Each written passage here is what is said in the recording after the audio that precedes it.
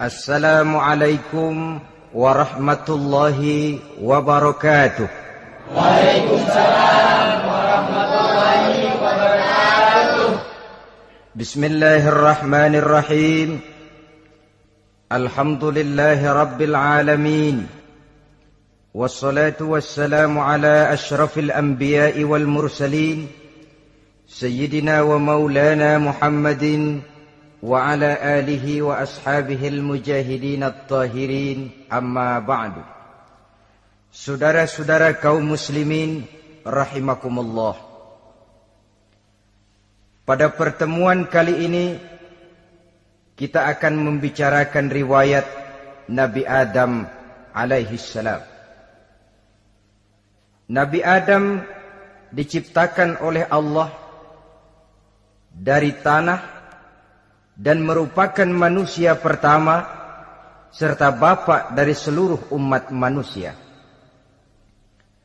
Pada saat Allah hendak menciptakan Nabi Adam, Allah berkata kepada malaikat, "Inni ja'ilun fil ardi khalifah." Aku akan menjadikan seorang khalifah di permukaan bumi. Malaikat dengan nada sedikit protes berkata, "Ataj'alu fiha may yufsidu fiha wa yasfiku ad-dima wa nahnu nusabbihu bihamdik wa nuqaddisu lak." Tuhan, apa perlunya engkau ciptakan seorang khalifah di permukaan bumi? Kelak kalau mereka berkembang biak, kerjanya hanya akan melakukan kerusakan, menumpahkan darah, saling bermusuhan satu sama lain. Sedangkan kami, kata malaikat, sudah cukup bertasbih memuji kebesaranmu. Allah kemudian menjawab, "Inni a'lamu ma la ta'lamun." Aku lebih tahu tentang apa yang kalian semua tidak mengetahuinya. Setelah diciptakan Nabi Adam daripada tanah, ditiupkan roh, maka Allah kemudian mengajarkan kepada Nabi Adam berbagai macam ilmu pengetahuan. Wa 'allama Adam al-asma'a kullaha. Kemudian Allah mengajarkan Nabi Adam nama-nama segala sesuatu. Nama merupakan simbol daripada ilmu pengetahuan. Nabi Adam akan dijadikan khalifah di permukaan bumi, maka dibekali oleh Allah Subhanahu wa taala al-asma'a kullaha, nama-nama segala sesuatu. Yang dimaksud di sini ialah al-ulumal katsirah, ilmu pengetahuan yang banyak. Malaikat pada mulanya protes. Kami kan sudah cukup bertasbih Tuhan. Kami kan sudah cukup memujimu. Untuk apa lagi membuat manusia sebagai khalifah di permukaan bumi? Seolah-olah malaikat tidak setuju. Allah yang maha tahu rahasia segala sesuatu memberikan vonis, aku lebih tahu tentang apa yang kalian semua tidak tahu. Oleh karena Nabi Adam dipersiapkan untuk menjadi seorang khalifah di permukaan bumi, maka dibekali oleh Allah dengan ilmu pengetahuan.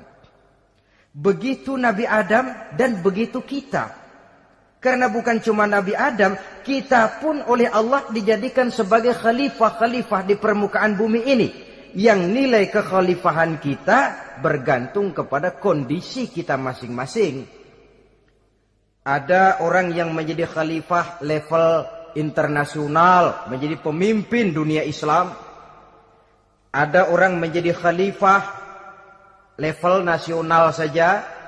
Ada khalifah tingkat kota saja, ada khalifah tingkat kecamatan, ada khalifah tingkat RW, RT, sekurang-kurangnya khalifah untuk tingkat rumah tangga masing-masing. Nah, tanpa membekali diri dengan ilmu pengetahuan, jangan berharap kita akan bisa melaksanakan tugas sebagai khalifah di permukaan bumi ini.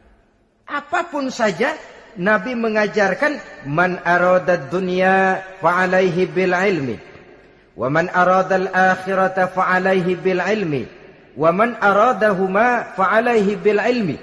Siapa yang menginginkan dunia harus dengan ilmu. Yang menginginkan akhirat juga harus dengan ilmu. Yang menginginkan dunia akhirat juga harus dengan ilmunya. Tanpa dasar ilmu, maka manusia tidak akan bisa menjalankan tugas kekhalifahan. Setelah diajarkan Adam nama segala sesuatu, dikonfrontir, dihadapkan dengan malaikat. Hei malaikat, kalau tadi kamu bilang buat apa perlunya menciptakan khalifah? Nih bentuknya. Adam. Sekarang hei malaikat, coba kamu sebutkan nama segala sesuatu ini yang ada di sini ini.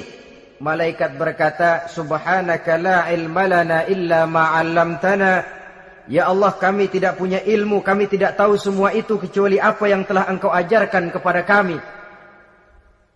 Kalau kamu tidak sanggup, Adam, sebutkan nama-nama semua itu. Adam menyebutkannya dengan lancar. Ketika itulah Allah memerintahkan malaikat untuk sujud kepada Nabi Adam alaihi salam. Sujud di sini bukan sujudul ibadah, sebab sujud ibadah kepada yang selain Allah haram. Tapi sujud di sini sujudut tawadhu' i'tirafan bifadli Adam. Sujud merendahkan diri sebagai pengakuan terhadap keutamaan dan kelebihan Nabi Adam. Maka orang yang banyak ilmunya lebih utama dari orang yang hanya banyak ibadahnya. Bahkan iblis lebih takut kepada orang alim yang sedang tidur daripada orang goblok yang lagi ibadah. Model ini diceritakan dalam Ihya-nya Imamul Ghazali. Iblis masuk ke masjid mau menggoda orang lagi sholat. Sudah masuk di pojok masjid, dia lihat orang lagi tidur. Ngacir iblis keluar, cepat benar. Pucat mukanya. Ketemu di jalan sama temannya. Kenapa lari, Mas?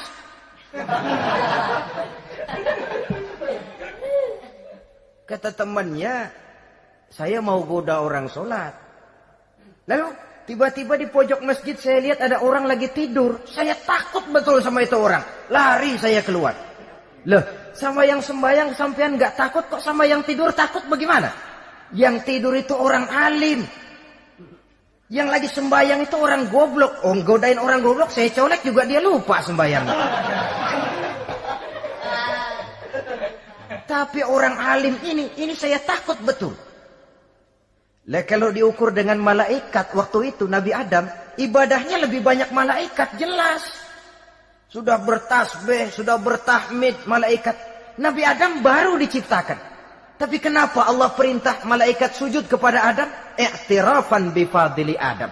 Keutamaan Nabi Adam.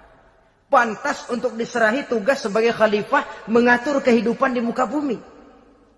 Kalau malaikat yang jadi khalifah di dunia ini, nggak rame dunia. Coba, malaikat, material, harta nggak perlu.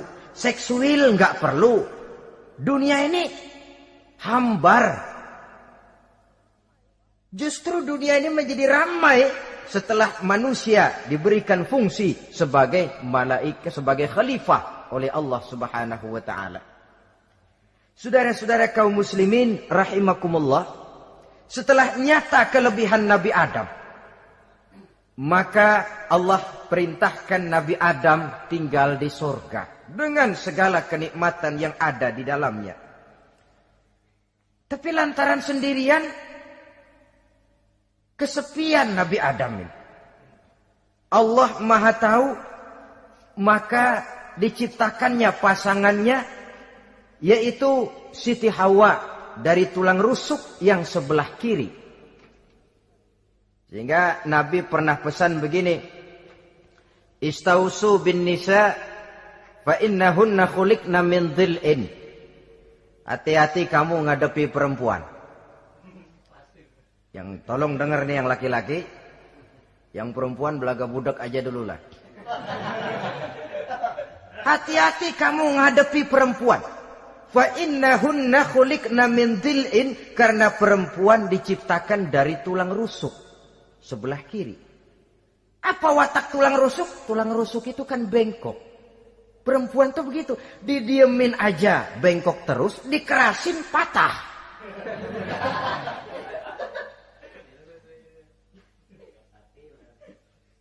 Saudara-saudara, di sini kita ambil satu hikmah bahwa ternyata yang bikin hidup terasa enak karena di sekitar kita banyak orang lain. Bodoh manusia kalau dia merasa bisa hidup sendirian. Tinggal di tengah kampung tapi gayanya gaya orang tidak mau kenal dan tidak mau tahu sama tetangga. Jangankan di dunia, di sorga saja Nabi Adam karena sendiri, kesepian. Apa saudara mau tinggal di Jakarta? Apa saja di Jakarta, sudahlah milik saudara. Hotel Indonesia dikasih saudara, Hotel Borobudur punya saudara, Monas buntel bawa pulang. Semanggi ambil, tapi di Jakarta saudara tinggal sendirian. Kira-kira enak nggak? Ternyata yang bikin hidup terasa nikmat karena di sekitar kita banyak orang lain. Begitulah Allah ciptakan Siti Hawa. Setelah diciptakan Siti Hawa, natur manusiawi. Nabi Adam mau main pegang aja. Kata Allah, hai Adam, jangan kau sentuh sebelum kau bayar maharnya. Maharnya apa ya Allah? Maharnya antusalliya ala Muhammadin sallallahu alaihi wasallam. Maharnya kau bersolawat kepada Nabi Muhammad. Manusianya belum lagi diciptakan tapi namanya sudah ada. Nurnya sudah ada. Bahkan dijadikan mas kawin antara Adam dengan Hawa. Karena itu dalam Islam sebenarnya urusan kawin itu bukan yang sulit. Maka jangan dipersulit. Tapi juga jangan digampang-gampangin.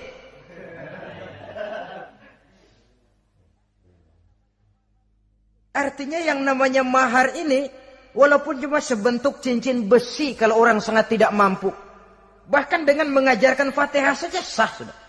Saya terima nikahnya Fulanah binti Fulan, dengan mas kawinnya saya ajarkan dia surah Fatihah. Kalau memang kere betul, tidak punya apapun, sah sudah. Agama ini mudah, karena itu jangan dipersulit, tapi juga jangan digampang-gampangin. Setelah itu Allah memerintahkan, Ya Adam uskun anta wa zawjukal jannah.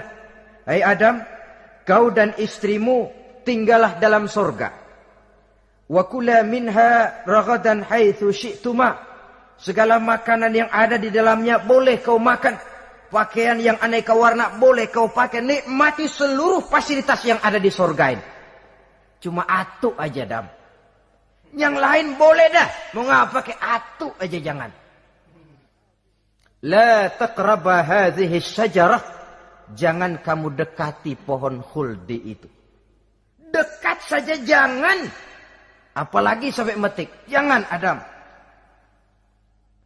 Saudara, ma'asyiral muslimin, itulah watak manusia.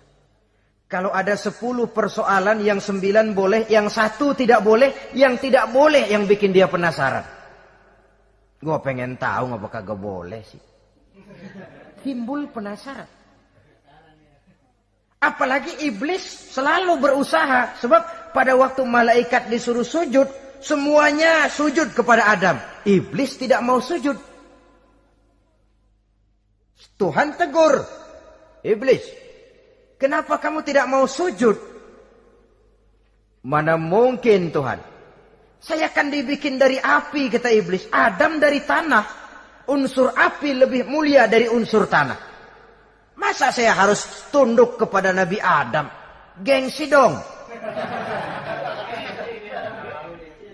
Adam kan anak kemarin sore, baru dibikin. Masa saya harus tunduk kepada orang yang macam itu? Ini kan perintah aku iblis. Kalau kau tidak mau tunduk, keluar dari sorga ini. Terusir iblis dari sorga karena kesombongannya tidak mau sujud kepada Adam. Nah, logika, kalau udah di sorga aja sombong diusir, apalagi yang masih tinggal di pinggir kali sombong.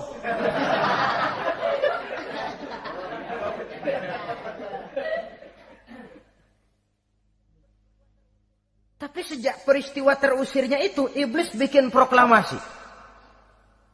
Apa proklamasi iblis?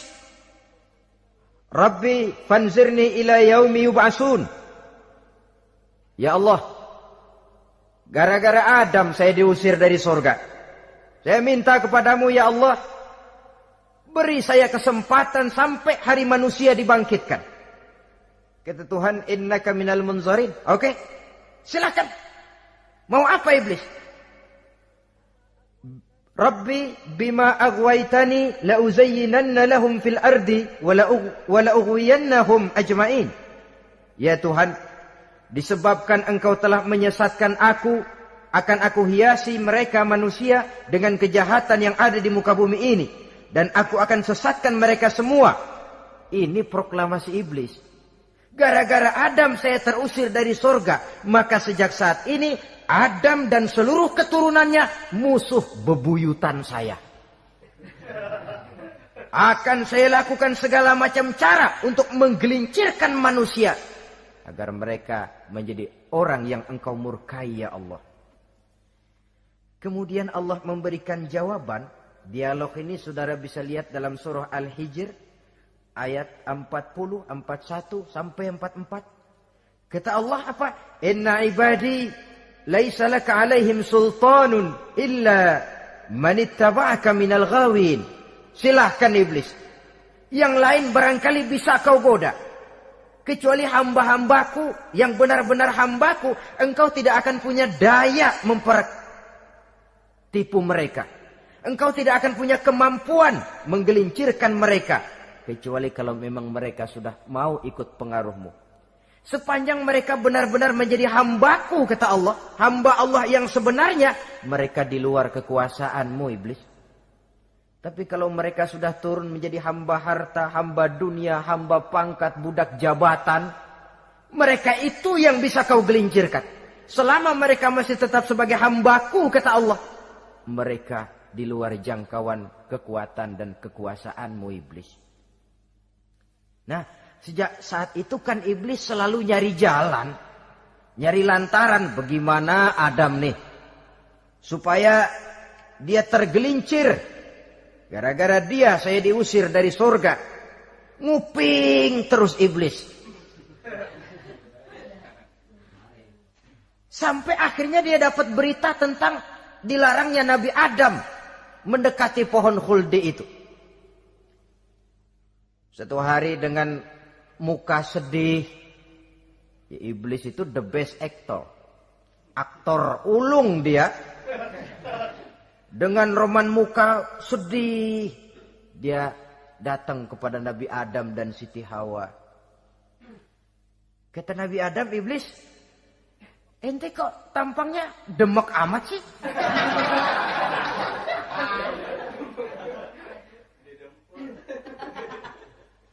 Kenapa begitu sedih? Adam, saya sebenarnya tidak ada yang bikin saya sedih. Cuma saya dapat berita bahwa engkau tidak akan selamanya di dalam surga ini. Wah Adam, kalau engkau bisa tetap tinggal di surga bersama istrimu, alangkah bahagianya saya, kata iblis. Tapi saya dapat kabar, ente nggak bakalan lama-lama di surga. Buktinya ente dilarang makan buah khuldi. Khuldun artinya kekal. Kalau kau makan buah itu, kau akan kekal di surga Adam. Tuhan nggak pengen, makanya dilarang. Wa qasamahuma inni lakuma laminan nasihin. Untuk memperkuat omongannya, sumpah si iblis. Bener Dam, saya sih ngomong cuma buat kepentingan ente. Saya sayang sama ente. Oh, yang tahu cuma saya dah. Bicaranya seolah-olah untuk kepentingan Nabi Adam. Sebenarnya tujuannya tidak lebih menjerumuskan Nabi Adam. Begitu iblis zaman dulu, zaman Adam. Dan begitu iblis zaman sekarang. Seolah-olah bicaranya untuk kepentingan umat Islam. Tapi sebenarnya tujuannya ngelecehin. Memperdayakan umat Islam.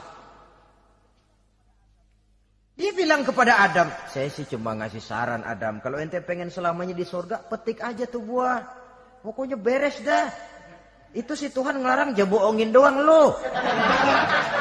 Supaya kau dan istrimu tidak lama-lama di surga, maka dilarangnya kau memakan buah khuldi itu. Udah, embat saja. Saudara-saudara, tipu daya iblis ini bisa kita baca dalam surah Al-A'raf ayat 20 sampai ayat 22. Nabi Adam tergoda, ditambah oleh bujuk rayu Siti Hawa. Nabi Adam yang setengah hati itu akhirnya terpancing betul. Sebab itu perempuan, walaupun peranannya tidak begitu kelihatan, tapi memang sangat menentukan. Tidak ada seorang suami bisa sukses jadi apapun dia tanpa peran serta istrinya. Karena itu sebagai muslim, kita punya teman hidup dan kita punya lawan hidup. Siapa teman hidup kita? Dalam arti sempit, teman hidup kita istri.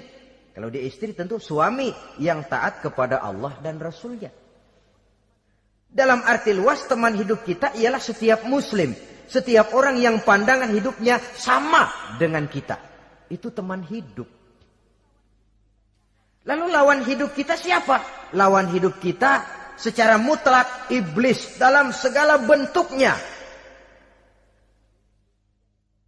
Iblis yang berbentuk halus, ini ngusirnya rada lebih gampang. Konon ya, iblis setan itu kalau dengar orang azan kan lari. Takut dia. Dibacakan bismillah, minggir. Yang sulit diusir ini iblis yang berbentuk manusia. Diazanin nyengir.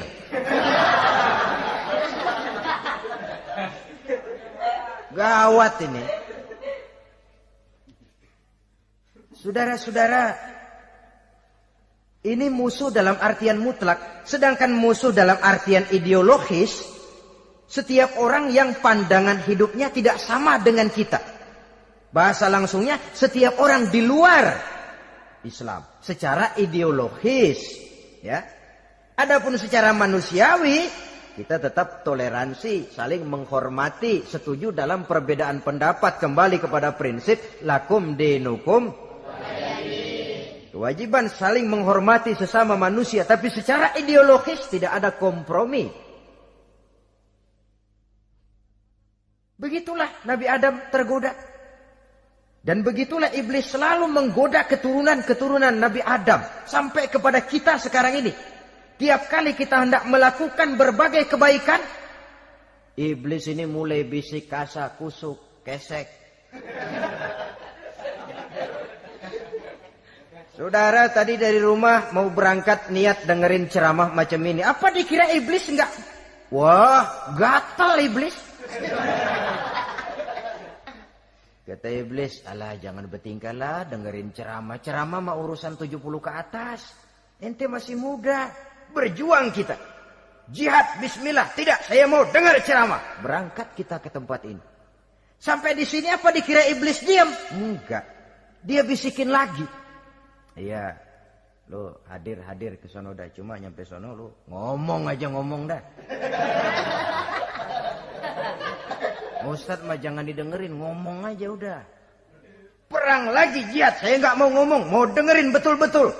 Kata iblis, iya lo dengerin dah, jangan ngomong, cuman pules.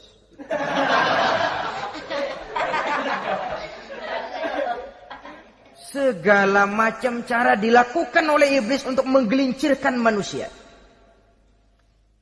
Ketika Nabi Adam mengambil buah khuldi itu, datanglah murka Allah. Adam, seolah-olah kalau bahasa kita, kelewatan kamu Adam. Dari belum ada aku ciptakan kau. Barangkali kau merasa kesepian, aku ciptakan Hawa. Aku tinggikan derajatmu dari malaikat sampai malaikat sujud kepadamu. Aku perintahkan kau tinggal di sorga dengan seluruh fasilitas yang ada di dalamnya. Cuma satu yang aku minta, jangan dekati pohon khuldi, engkau tidak sanggup Adam. Keluar dari sorga ini. Terusir Nabi Adam dan Siti Hawa dari sorga. Turun ke dunia ini. Turun terpisah lagi. Ya Allah. Orang itu kalau biasa susah, ketemu susah sih emang lalap namanya. Makanannya. Tapi biasa seneng ketemu susah. Ini yang kalau tidak kuat mental. Tengoklah zaman sekarang kan nih. Kalau tuan-tuan rajin baca pos kota. Kayaknya nyawa murah bener. Pasal duit 100, nyawa hilang. Pasal diputusin pacar, begon ditenggak. Gantung diri pakai tali plastik. Murah betul kelihatannya jiwa itu. Sehingga pantas kalau Nabi pernah katakan irhamu salasatan minan nas. Sayangilah 3 macam manusia. Pertama, azizan zalla, orang mulia yang jatuh hina. Pejabat tinggi kalau pensiun kesian bener. Ya Allah. Udah nggak ada yang ngasih hormat, tanda tangan nggak laku. Azizan zalla, orang mulia yang jatuh hina. Yang kedua, ghaniyan qad iftaqara, orang kaya jatuh miskin. Dari hidup serba ada jatuh melarat. Yang ketiga, faqihan yal'abu bihil juhal. Ahli fikih ngerti hukum tapi dipermainkan oleh orang-orang bodoh yang kebetulan punya kekuasaan. Kalau keluar fatwa sesuai dengan pesan sponsor. Yang halal bisa jadi haram, yang haram dibikin remeng-remeng. Ahli fikih dipermainkan oleh orang bodoh. Kasihan betul. Terpisah Adam dengan Hawa ini. Adapun Nabi Adam turun menyesal dengan seluruh kesalahannya. Sujud, taubat, menangis. Menurut riwayat 300 tahun beliau sujud. Seraya membaca Rabbana zalamna anfusana wa illam taghfir lana wa tarhamna lanakunanna minal khasirin. Ini doanya Nabi Adam. Ya Allah, kami telah zalim kepada diri kami sendiri. Andai kata engkau tidak kasihan, tidak memberikan ampun kepada dosa yang kami lakukan, sungguh kami termasuk ke dalam golongan orang-orang yang rugi. Ini yang dibaca Nabi Adam dalam taubatnya.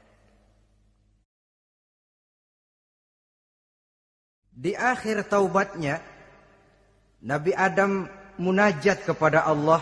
Ya Allah, dengan kebesaran Muhammad, ampunilah dosa saya.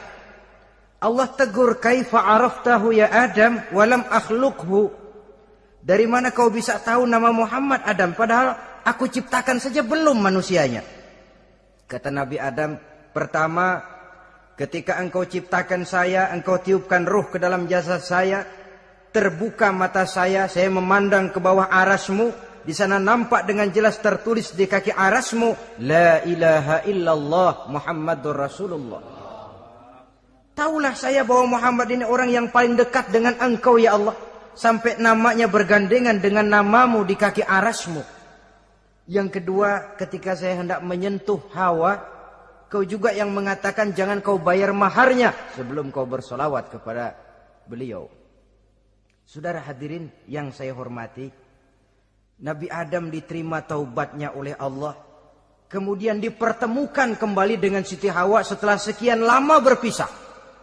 Pertemuan itu terjadi di satu dataran luas, di satu padang yang luas, yang sampai sekarang dinamakan dengan Padang Arafat.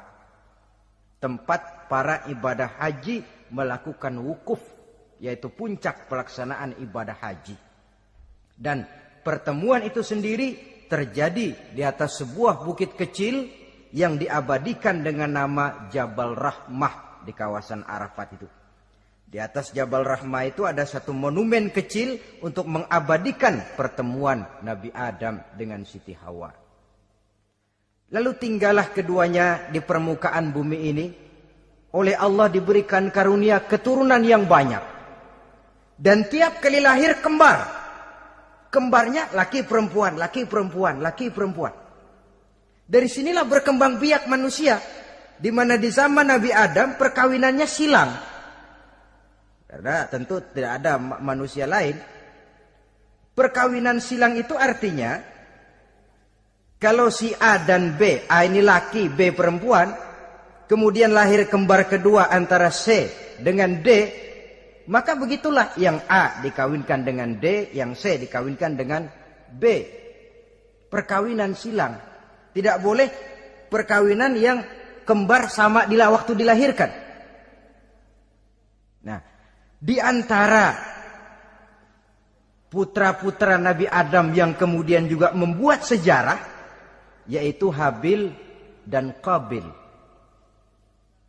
Habil, saudara kembarnya namanya Labuda, perempuan. Qabil, saudara perempuannya Iklimah. Menurut hukum perkawinan waktu itu harus silang. Habil harus kawin dengan Iklimah dan Qabil harus kawin dengan Labuda. Tapi Qabil protes. Dia kepengen kawin dengan saudara kembarnya sendiri. Dalam arti yang sama-sama dilahirkan dengan dia, yaitu Iklimah. Kenapa? Karena kebetulan rupa Iklimah ini lebih cantik daripada Labuda. Protes kepada ayahandanya Nabi Adam. Apa? Saya tidak terima, saya harus kawin dengan Iklimah. Tidak Qabil, kamu harus kawin dengan Labuda. Enggak mau. Kenapa dengan Labuda? Kurang kece.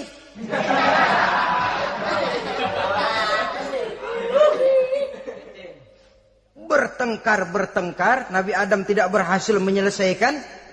Lalu diserahkan saja kepada Allah. Kata Allah begini saja, bikin korban. Kamu berdua, Habil, Qabil.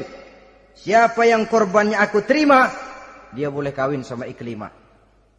Ternyata korban yang diterima adalah korbannya Habil. Jadilah Habil kawin dengan Iklimah. Tapi Qabil tidak puas. Dendam kesumatnya timbul, iblis ngilikin. Kresek. Akhirnya dibunuh saudaranya Habil ini. Inilah sejarah pembunuhan pertama dalam kehidupan manusia. Qabil membunuh Habil. Habis dibunuh bingung. Bagaimana naruhnya ini mayat? Allah lalu memberikan petunjuk. Dalam Al-Maidah ayat 31 itu dijelaskan. Ada burung gagak berantem sama burung. Yang satu mati. Nah, oleh yang masih hidup, tanah ini dicakar-cakar sama kakinya dan sama paruhnya. Sehingga berbentuk lubang, bangkai saudaranya itu dimasukin ke lubang itu lalu diuruk lagi pakai tanah oleh cakar kakinya dan paruhnya itu. Sehingga Qabil, cara ini bisa. Itulah sejarah penguburan pertama dalam perkembangan manusia. Oleh karena itu, Nabi memberikan penjelasan, man sanna sunnatan hasanatan falahu ajruha wa ajru man amila biha wa fi riwayatin wa ajru man tabi'aha. Siapa orang yang melakukan satu kebajikan, dia akan mendapat pahala dan pahala dari orang-orang yang mengikuti kebaikannya. Misalnya saudara membentuk pengajian, ramai pengajian saudara, 1000 orang yang datang ngaji, 1000 orang saudara dapat pahala. Sponsor kebaikan. Sebaliknya, wa man sanna sunnatan sayyi'atan falahu ismuha wa ismu man amila biha, ay wa ismu man tabi'aha. Siapa yang memulai suatu kejahatan, dia akan mendapat dosa dan dosa dari orang-orang yang melakukan atau mengikuti kejahatannya. Umpamanya saudara mengadakan pesta, lalu dalam pesta itu terjadi segala macam maksiat, maka seluruh maksiat yang terjadi malam itu di tempat itu, saudara ikut dapat dosanya. Kenapa? Sponsor. Tiap kali ada pembunuhan, Qabil dapat andil dosa. Kenapa? Sponsor. Tapi kalau 2 orang muslim, ini masalahnya Habil nggak ngelawan kan, dibunuh. Tapi kalau 2 orang muslim berkelahi, kata Nabi apa? Apabila 2 orang muslim saling berbunuh-bunuhan,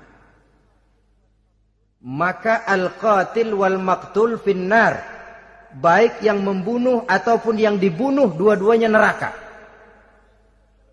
Sahabat heran, ya Rasul, kalau yang ngebunuh masuk neraka pantas, tapi ini yang dibunuh kenapa neraka juga? Soalnya sama-sama niat, cuman keduluan aja. Itu kan masalahnya. Andai kata dia nggak terbunuh, dia yang akan membunuh. Niat itu sudah ada.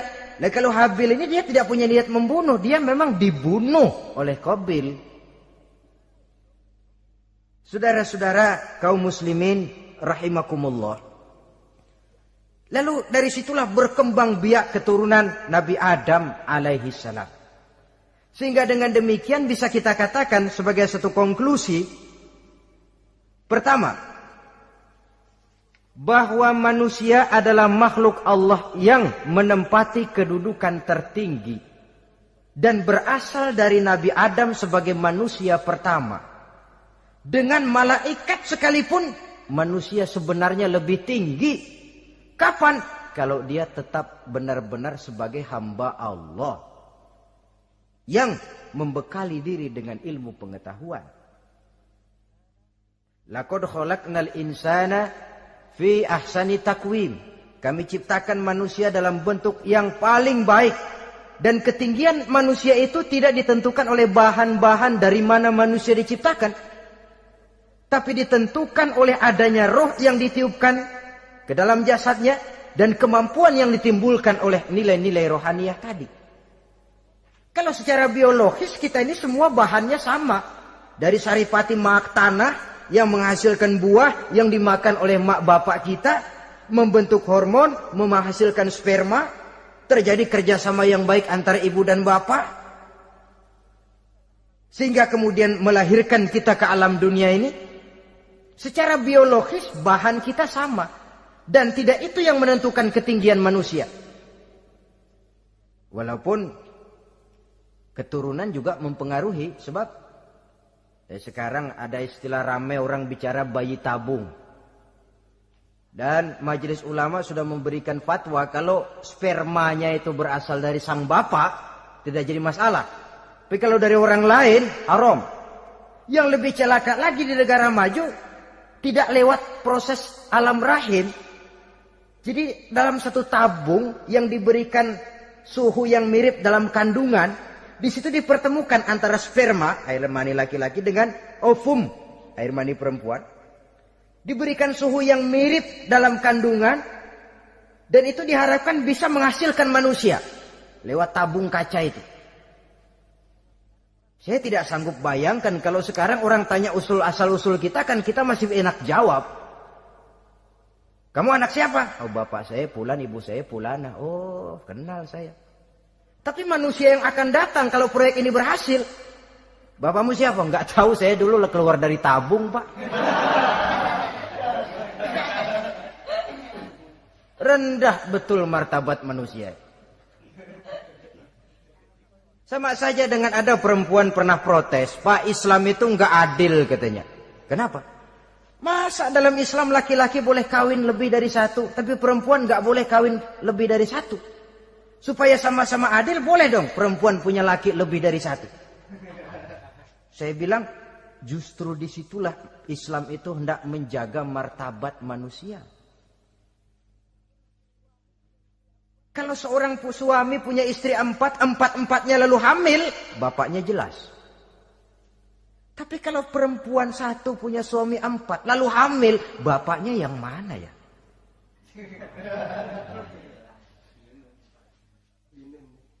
Rendah martabat manusia. Ketika si bayi lahir, ibunya lihat, ini jidatnya kayak si A ini. Sudah, ini anakmu saja nih, jidatnya jidat kamu. Kata, antar dulu jidat saya, tapi kuping B ini nggak mau saya. Terkatung-katung si anak tanpa tahu kemana dia mesti manggil bapak. Ibu daftarin anak ke sekolah, Pak Guru tanya lagi, ini bin siapa, Bu? Bingung lah, udah tulis Bu, bin rame-rame.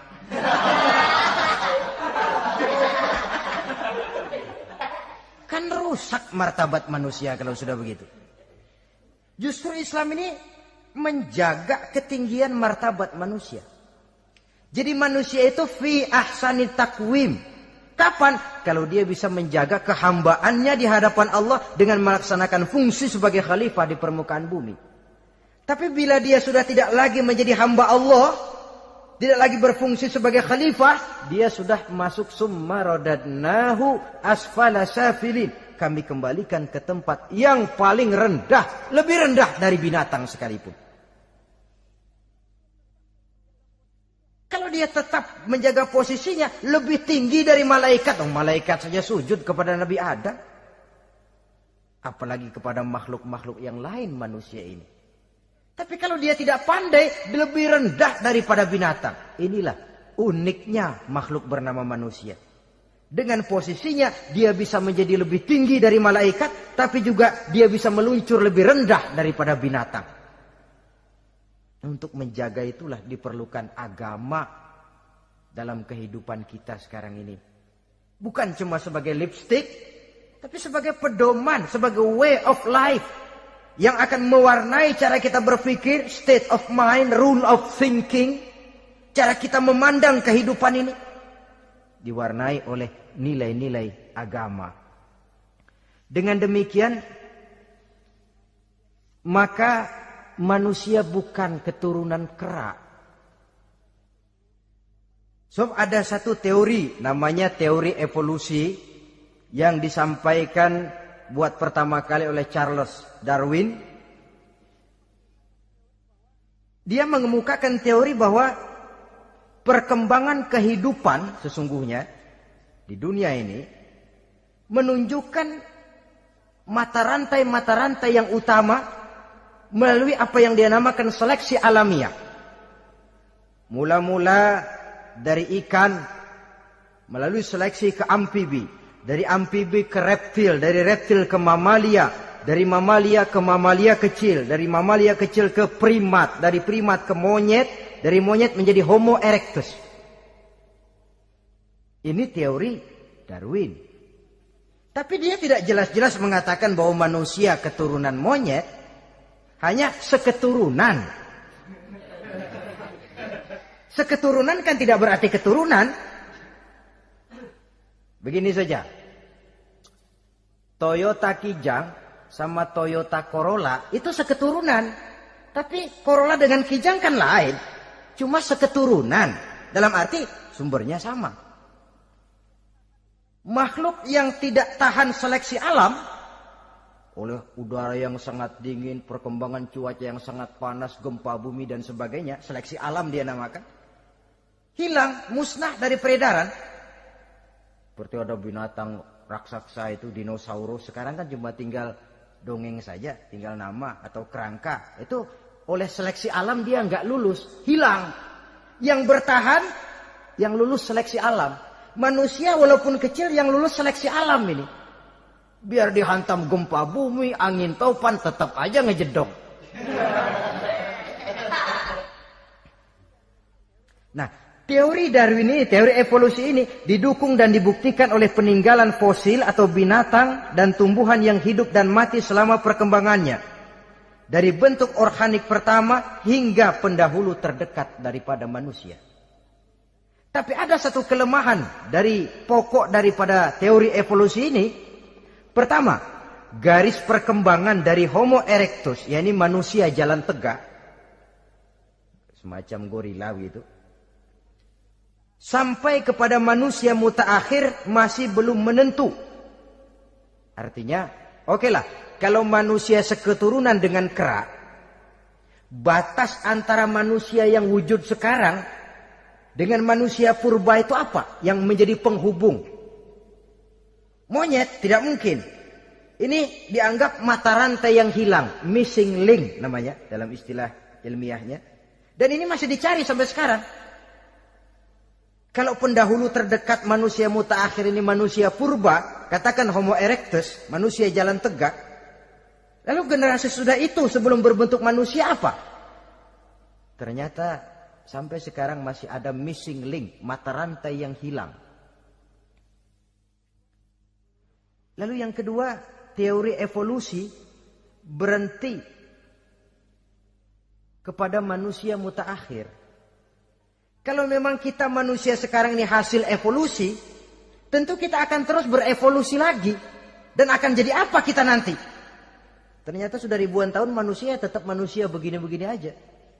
Tidak berevolusi kita ini. Apa lalu matanya jadi cuma satu di tengah? Hasil evolusi? Kan tidak. Tidak berevolusi. Jadi kembali kepada Quran, manusia pertama adalah Nabi Adam.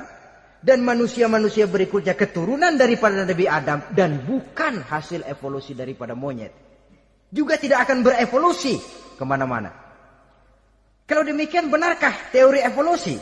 Untuk mengatakan mutlak benar bukan wewenang kita.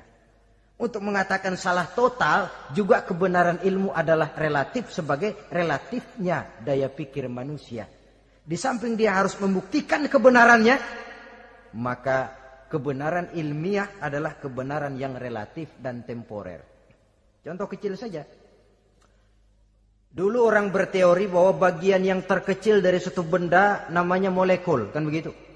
Molekul ini nggak bisa dibagi-bagi. Bagian yang paling kecil dari suatu benda namanya molekul.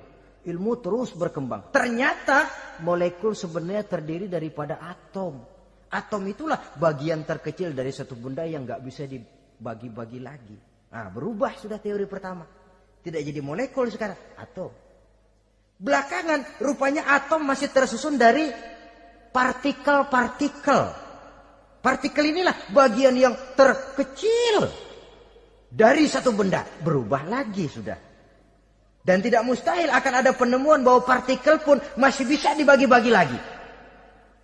Begitu juga dengan teori evolusi ini. Sehingga beberapa ahli semacam Dr. Charles Oxnard, Dr. Jane Paul Hallett dari Chicago dan California, mereka sudah membantah teori evolusi ini.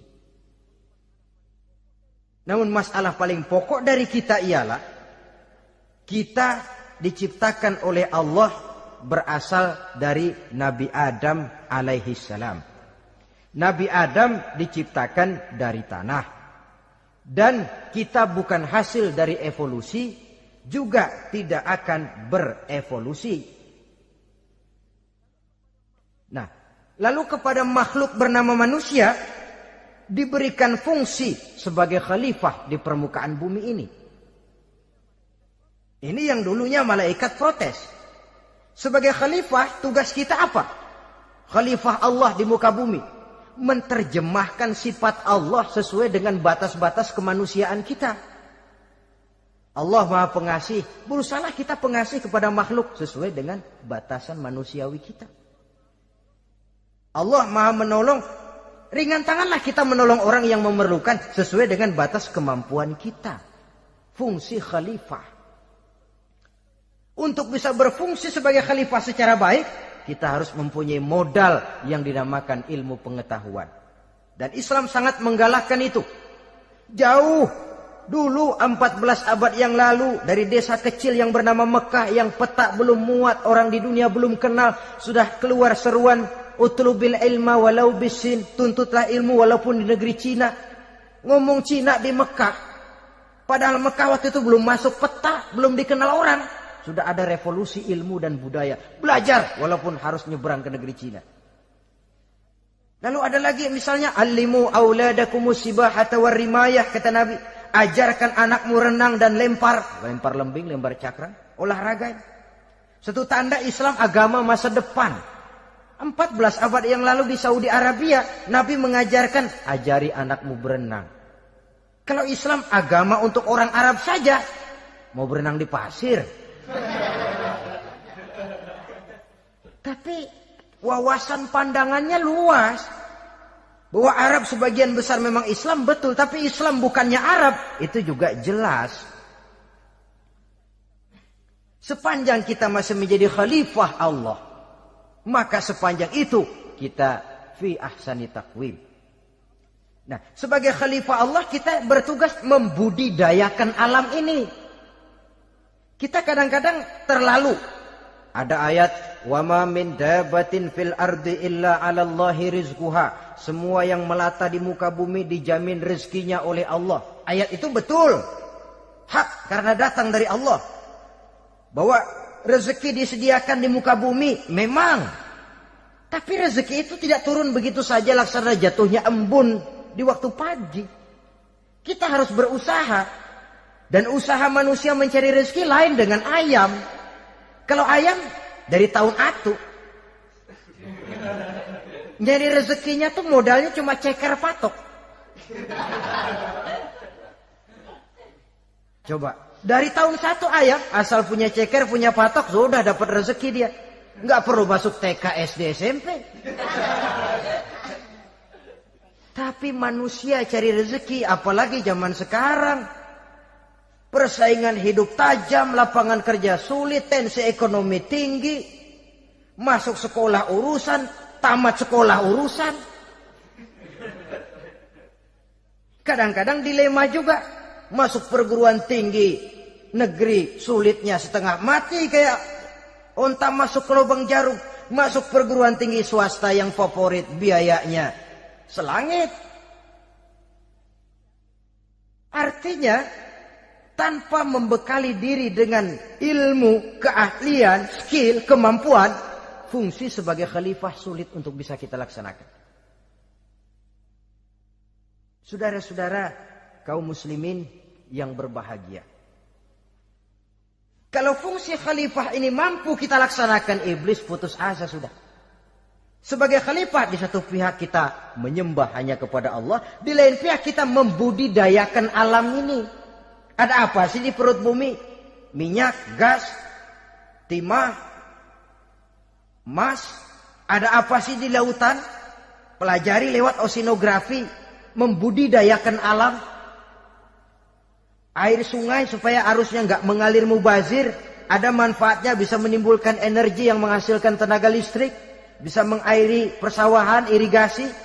Bikin apa? Bikin dam, membudidayakan alam. Tapi juga mengislamkan budidaya itu. Bahasanya mengkulturkan natur, mengislamkan kultur. Membudidayakan alam dan mengislamkan budi dan budaya manusia ini. Sehingga apapun yang kita kelola dari alam ini nantinya akan untuk menunjang tugas sebagai khalifah, sujud kepada Qadhi Rabbul Jalil. Saudara-saudara, maka bersyukur kita oleh Allah dijadikan manusia. Tidak pesan, terima beres, cantik. Dari segi biologis maupun psikologis, tidak ada makhluk secantik manusia. Dibekali dengan agama di samping akal.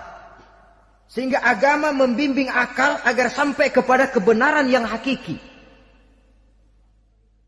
Kita sebagai keturunan Nabi Adam memegang fungsi khalifah. Jadi jangan main-main loh, kita ini turunan Nabi, betul ini. Saudara-saudara yang hadir semua di depan saya ini, termasuk saya, kita gini, turunan Nabi kita ini. Nabi Adam. Jangan main-main loh, turunan Nabi gini-gini. Nabi Adam.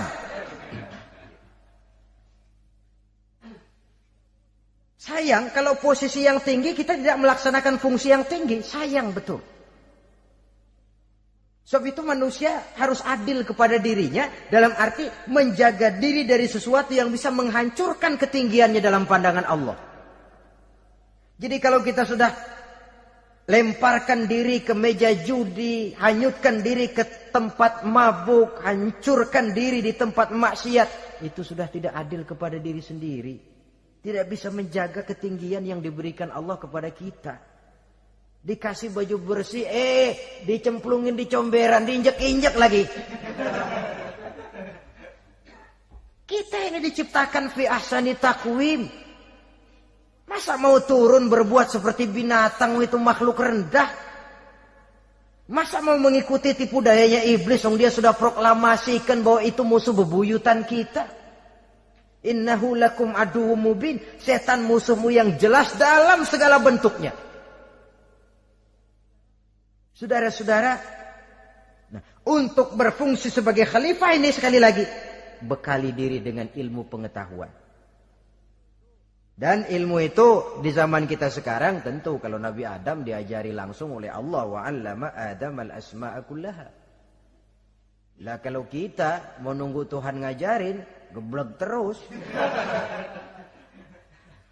Ya tidak mustahil Allah memberikan ilmu yang disebut ilmu laduni ya. Transfer. Langsung Allah memberikan kepada seorang hamba, membukakan pintu hatinya. Tapi bukan potongan kayak kita yang dapat ilmu laduni macam begitu. Satu contoh.